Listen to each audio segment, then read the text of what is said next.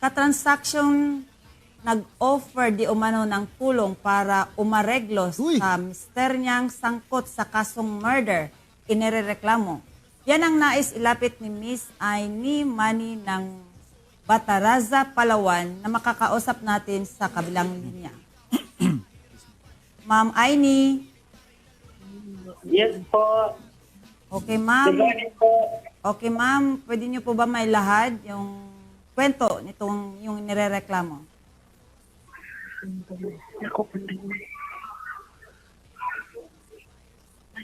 Ganito po yun, ma'am. Nung time na yun, nakadetain po yung asawa ko sa Batara sa MPS ng ilang buwan po. Tapos po, yung si pinsan po ng asawa ko, ng si Iki Tawasil, humingi po ng tulong kay Haji Joseph Ansarudin. Ang sabi po ni Haji Joseph Ansarudin, makakatulong po siya kapag mayroong halagang 800,000. At ibang 800? Ma'am, yung pinangalanan niyo po ba, pulis siya? Pulis? Hindi pa po. Tapos po, hindi po pulis si Haji Joseph Ansarudin. Okay. Pwede mo ma'am, pangalanan yung inirereklamo mo talaga? Ang kasama po ni Haji Joseph Ansarudin na kumuha po ng pera sa barangay Sapa ay si Ma'am Estela Idanyo po. Ang kanyang palayaw po ay Ma'am Inday. Okay. Estela Idanyo po. Ito yung police, si Estela Edanyo. Okay. Opo. Ansarudin. Tsaka si Ansarudin. Magkano po hiningi sa inyo, ma'am? 800,000 po. Urada-urada Para po umareglo, kami. sir. Ang may Opo. kasong murder, sir. Tapos nagpangako itong si Estela Edanyo at Joseph Ansarudin na Kung i-aregluhin kaya sa naman. Kung sa halagang abogado na ibigay yun, 800,000. baka nailabas na ngayon yan. Ako, mahirap talaga yan. Ako, Ay, meron ba tayong resource person dito? Oo. Nung nakuha na po nila yung pera, wala na pong update sa amin kung ano ng status ng kaso. Ang pag tinatawagan po, umiiwas po sila. Binablock po yung number namin. Maganda siguro, Action Center, makausap natin yung police. Pero, ba? ma'am Aimee, Online. alam niyo ba kung Connected? saan naka-assign si Estela? That time po sa Batara sa Municipal Police Station po. Pinuntahan mo ba sa station na yon? Opo. At saka sa bahay niya po yung anak ko po, pumunta po doon. Pinuntahan din Sige, po sa bahay. sige ma'am, kausapin po namin. Baka nasa linya po si Sergeant Estela Edanyo. No? Yan, Andyan ba? Sergeant Estela Edanyo, good afternoon. Yan, para fair naman tayo. Both sides. Good afternoon po, sir. Ayan, magandang Good afternoon. hapon. Yeah. O, Estela, narinig mo ba yung reklamo laban sa'yo? Yes, sir. Yan, pakisalaysay nga, ano ba ang circumstance o mga pangyayari dito sa reklamo laban sa iyo at saka kay Joseph Ansarudin? Yun na nga, sir. Sabi nila na pera sa akin. Wala naman po ako natanggap mula sa kanila. Sir, yung sinasabi niya, sir, na pumunta yung anak niya sa bahay. Totoo po yun, sir, kasi naghingi ng tulong, namatay yung anak ng suspect. Ay, Muslim po sila, sir. Nagpapatulong po, sir, kung paano po ma-apply kagad ng death certificate sa Resident Office para daw po requirements na po yun para Ma'am, Sarge, medyo choppy po yung dating ninyo. Hindi namin maintindihan. Pwede po pakiulit ang dahan-dahan. Yan. Ano po, sir, totoo po yun, sir, na yung niya pumunta sa bahay. Pero po, sir, ang center po is magpapatulong.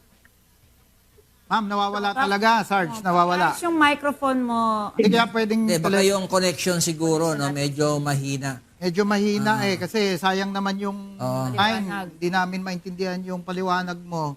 Baka pwedeng telepono. Pwede ba yung phone patch dito? Phone patch? O, tawagan ka na lang namin para mas malinaw. Oo, sayang naman kasi Maganda makuha din natin sa Okay, Ma'am Aini, no, tatawagan lang po sa telepono yung inireklamo nyo upang maliwanagan kami at marinig namin yung kanyang paliwanag. Panig, No? tama. At mapakinggan din namin yung panig ng inyong inireklamo. Kasi may sinasabi si Sargento na may inaamin siya, kaya lang din natin maintindihan. Totoo naman po sabi. First person, sir, malay mo kung may ano na siya, may idea na siya. So meron tayong isang resource person Meron dito. Sige, baka alam na. Sa pangalan ni Lieutenant Grace Vic. Lieutenant Colonel, ayan pala. Lieutenant Colonel Grace Vic Vic Gomba. Gomba, ang Chief PIDMU ng Palawan PPO. Ayan pala. At si Major Julie Fer Narag, ang COP ng Batarasa MPS Palawan PPO. Good afternoon sa Lieutenant Colonel Grace at Major Julie Fer. Yes, sir. Good afternoon po. Ayan, narinig mo na siguro yung reklamo ng ating complainant, no? Yung kanyang hinaing laban sa isang kabaro natin, tauhan nyo dyan sa Palawan, no? In the person of Sergeant Edanyo, Estela Edanyo. Paano ba natin mabibigyan ng tulong itong nagrereklamo? Yes, sir. No, unang-una, sir, nakakalungkot po no, na merong reklamo laban sa ating pulis na katulad ng ganitong pangyayari. Actually po, napaka-rare po na reklamo ito dito sa Palawan. Kaya po, agaran po itong inaksyonan din ng ating provincial director na si Police Colonel Narag na magkaroon tayo ng agarang investigasyon po. No? Kaya po kanina, sir, nang natanggap namin yung reklamo, utos po kagad kami ng aming tagapagsiyasat, no, taga-investigador natin para aksyonan po ito. Kasi ano po ito, napakalaki po ng halaga ng inaakusan ng ating complainant sa ating police. Meron na po tayo, sir, meron na tayong investigation team na hahawak dito sa pamumuno po ni Police Executive Master Sergeant Francisco Mera Flores Jr., sir. Yan, matanong ko lang, ikaw ba si Lieutenant Colonel Grace? Yes, sir. Yes, sir. Ay, Positive, okay. sir. Kasi inisip ko babae, no? Bakit naging Grace? Grace Vic. Grace Vic. Oo.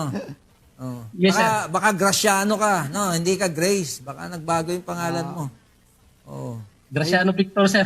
Well, anyway, Lieutenant Colonel Gomba, kailan ba inaksyonan ng mga tropa natin yung reklamo? Kasi nabanggit mo nga na malaki yung amount at meron ng team. Kailan ba nagsimula yung aksyon nyo para tugunan at tutukan itong reklamo laban kay Edanyo? Pagkatanggap namin kanina, sir, umaga, pagkatanggap namin ng complaint, habang nasa hearing po ako, sir, tinawagan ko kaagad yung ating chief clerk para po aksyonan ito kaagad. At nakausap namin kaagad, sir, yung complainant through phone kanina mga alas 9:20 po ng umaga kaagad, sir.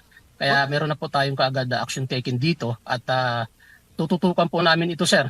At we will update sa inyo po, sir, kung ano man ang kalalabasan ng investigasyon na ito. Thank you. Ayan, Ma'am Aini, ang marbilis na pag-action kaagad ni Lieutenant Colonel Gomba. Ayan. And I think Vermily and Kuyang Jonathan, nasa kabilang linya ulit. Malinaw na siguro yung connection natin with Staff Sergeant Estela Edanyo. Sige, magandang hapon ulit, Ma'am Sergeant Edanyo. Hello po, sir. Ayan, mas malinaw na. Sige po, ma'am, ano masasabi ninyo doon sa narereklamo sa inyo at kasalukuyang inimbestigahan na kayo dyan, no? Ng feed mo natin. Yes, sir. Yung sinasabi niya sir, tungkol sa pera, wala pa akong kinalaman dyan, sir. Pero yung sabi niya, sir, na pumunta yung anak niya sa bahay, totoo po yun na pumunta. Pero nagpatulong po yun dahil namatay yung kanyang kapatid. Nagpatulong po sa akin, sir, kung ano ang gagawin para makapag-attend ng burial yung tatay nila na nakakulong. Okay, yung tatay niya nakakulong kasi yun yung kaso ay murder. Murder po, sir. Murder. Okay, Tapos, sige, yes, sige po. sir. Go ahead. Tapos, sir, pumunta yung anak niya na babae sa bahay namin kasi during that time, kakapanganak ko lang nakalib ako. Nanganak ako na May 18. Okay. Sabi niya, tulungan ko daw po siya pag-process ng death certificate sa registrar's office sa LGU kasi yun Certificate, yung ma'am, death certificate nino.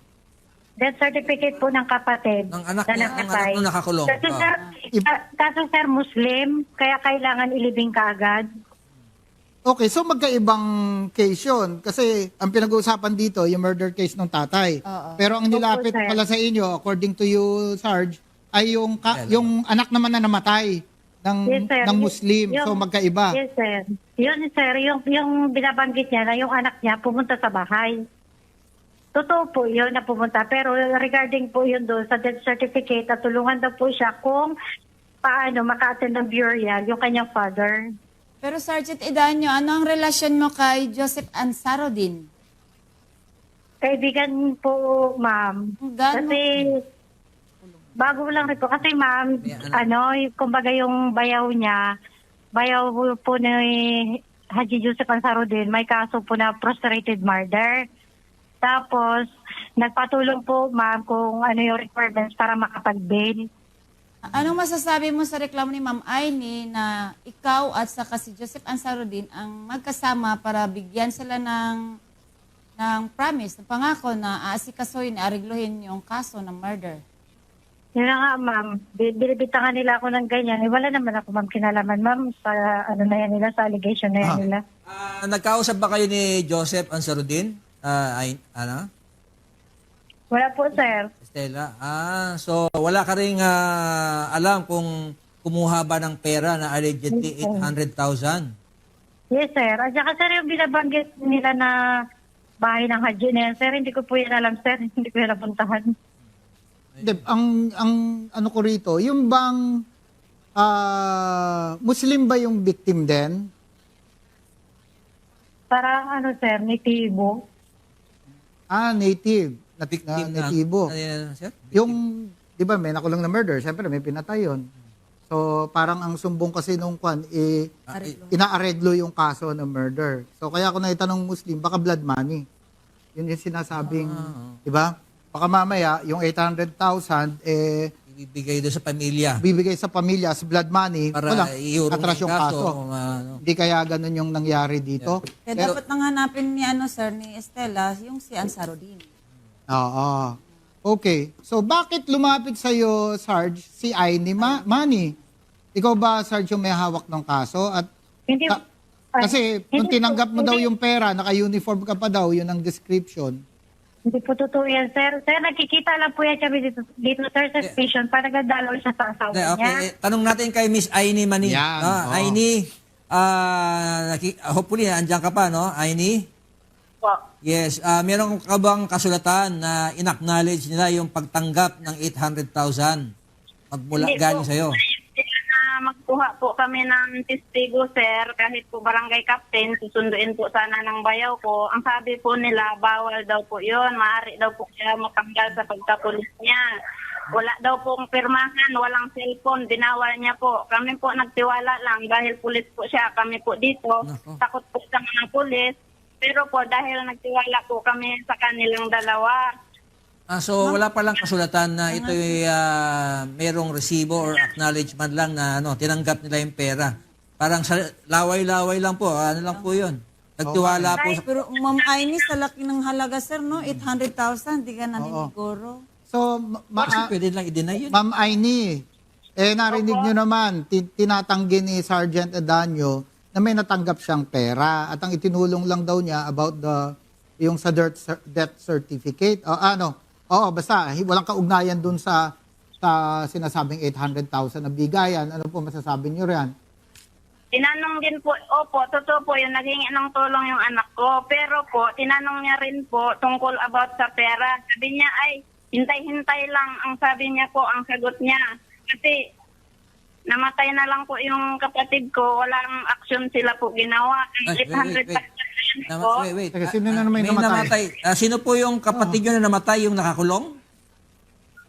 Yung ano niya po, yung kapatid ng anak ko po na pumunta sa kanya. Teka, kapatid ng anak ninyo na pumunta sa kanya? Anak nyo rin yun? Di ba? Po, yung itukin niya po.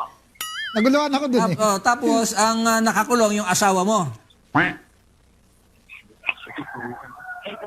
Hello? Nakakulong din ba yung asawa niya bang nakakulong? Opo. Okay, ma'am. Asawa niyo yung nakakulong. Opo. Tapos may anak kayo na lumapit kay Sergeant Edanyo. Opo. Tapos po, yung kapatid namatay. Anak ko na naman. Anak niyo rin yun. Basta anak niyo rin yung... Bakit namatay. ano hong kinalaman nung namatay na kapatid? Oo. Nagpatulong po kami kumuha ng death certificate sana sa sabi ka, munisipyo po. Ayun yung sinasabi ni Sergeant Edanyo. Ayun lang Kaya ang naging purpose. complicated, magkaiba, pero isang pamilya kasi. Ngayon, Ma'am Aini, kailan ninyo ibinigay yung pera? Sige nga, kahit walang anong buwan at anong araw, kahit na sinasabi ninyong walang resibo. May 12, 2023 po. Last year. Ma'am, matanong ko po, Ma'am Aini, saan po galing yung pera? Ito po ay nai-withdraw nyo sa bangko or meron kayong binentang lupa? Saan po nyo nakuha yung pera? Inutangan lang po, sir. Inutang lang po sa mga tao. Sa mga kapatid ng asawa ko yung iba. May witness ba kayo nung inabot niyo yung pera?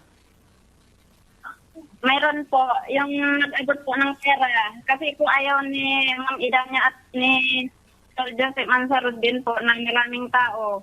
Okay, sabihin na natin, for the sake of argument, sabihin na natin na tinanggap nga. Ano nangyari po doon sa kaso? Wala po silang ginawa. Walang aksyon. Nakakulong pa rin. Opo, nakulong pa rin. Okay, so ano po ang gusto nyo naming gawin ngayon? Ano po ang gusto nyo mangyari? Bawiin yung pera? Ngayon po, nakalaya na kasi kami na lang po ng doon, nagmag-awat, pinatawad na po kami ng complainant. Teka lang, ngayon ay nakalaya na rin pala. Nakalaya na yung may kasong murder. Teka lang, ma'am, nung binigay niyo po ba yung pera nung May 2023, nung nalaman niyo po na hindi may labas yung asawa ninyo, meron po ba kayong mga ahensya ng gobyerno na pinuntahan upang maglagak ng reklamo? O ngayon nyo lang po naisip na magreklamo? Wala po kami, hindi po kami naglapit kasi natatakot po kami. Nung makita po namin yung action sa Facebook, nagbaka sakali po kami na... Kami na lang umaganap ng Yung program. Kaya Okay, sige, ganito po, para malinaw So yung nakakulong, nakalaya na. Opo. Oo nga, bakit? Na-dismiss yung kaso? Opo. Okay, so ano pa po yung nahabol ninyo? Nakalaya naman pala. Ang 800 naisip na ko, lang. ang Yung pera. naisip ko, sir, actually, yung paglaya niya, walang kinalaman Tama. doon sa 800,000 na Oo, yun binigay. nga. Oo. O ngayon, dahil wala namang nagawa yung mga nag-represent allegedly, itong si Sergeant Edanyo at si Joseph Ansarudin, binabawi na yung pera. No? Okay.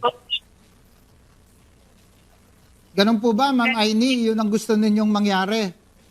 Opo, ibalik lang po sana nila, sir, kasi po hirap na kami kahit asin po, di na namin mabili dahil kababayad ng porsyento sa pera na yan.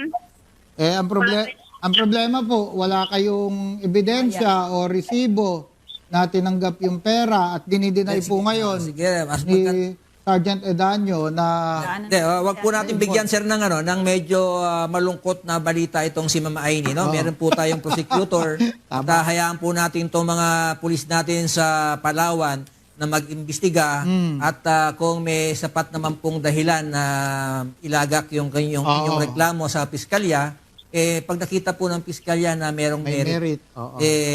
tatanggapin po yon at magkakaroon po ng paliwanagan at ipapasubmit po ng mga position papers o itong ipapasubmit na po sila upang sumagot. No? So, ang magagaranti po ng programa natin ay tututukan po ng ating mga pulis sa Palawan ang inyong reklamo, Ma'am Aini. Okay. No? At kung merong sapat na dahilan na dapat kasuhan itong mga pulis namin at itong si Joseph Ansarudin, gagawin po nila yon at the same time, isasampa po sa piskalya. Ngayon, ang piskalya na po ang mag-weigh o mag-aalam at maghihimay kung may substance ba, meron bang sapat na kadahilanan upang ma-charge ng estafa itong mga to. No? At the same time, si Lieutenant Colonel what's his name? Gomba. No? Siguro tignan nyo yung aspeto ng admin case, administrative case, no? Kasi hindi naman pwede na tatanggap tayo ng pera at allegedly mag-aayos tayo ng kaso, hindi po natin ginagawa yon. So, Ma'am Aini, meron po tayong kakaharaping dito, no? Dalawang bagay, isang admin case at isang criminal case. So, hintayin niyo po yung result of investigation na kinakandak po ng Palawan PPO. Alright. Very well said. Okay. Ayan. Salamat po sa pagtitiwala, Ma'am Aini, sa ating programa na of course sa ating mga resource person kay Lieutenant Colonel Grace na lalaki, Vic Gomba, Vic. Ayan, ang Vic. Chief PIDMU ng Palawan PPO, at kay Major Julifer Narag, COP Bataraza, MPS, Palawan PPO. Mga tao to ni Carlito Narag. Siya rin ba ang PD dyan, si Carlito, Colonel Narag? Yes, sir. Ayan, i-regards mo at classmate ng ating co-host. Ayun, no. At Michelle. syempre, Kuyang, si Sergeant Estela Edanyo rin, pasalamatan din natin sa kanyang matapang na pagharap at pagsagot. No, so tama ka. Tama yung sabi ni Kuyang Jonathan. Syempre, depende na yan kung makitaan ng probable cause yan. No, it's up to the investigators to find out. Ayan.